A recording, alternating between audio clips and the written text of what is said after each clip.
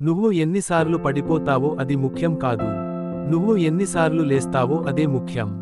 ఎవరో వచ్చి నీ కలలు నిజం చేస్తారని ఎదురు చూడకు. నీ కలలు నువ్వే సాకారం చేసుకోవాలి.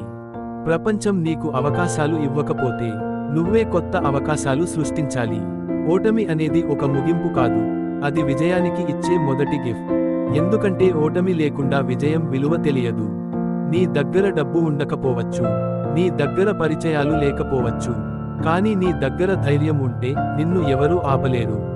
గుర్తుపెట్టుకో, మనసు బలంగా ఉంటే పర్వతాలు కూడా కదిలిపోతాయి.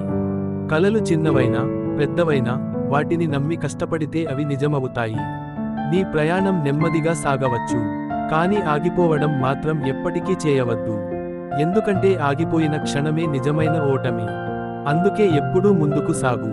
ప్రతి అడుగు నీ విజయం వైపు నిన్ను తీసుకెళ్తుంది.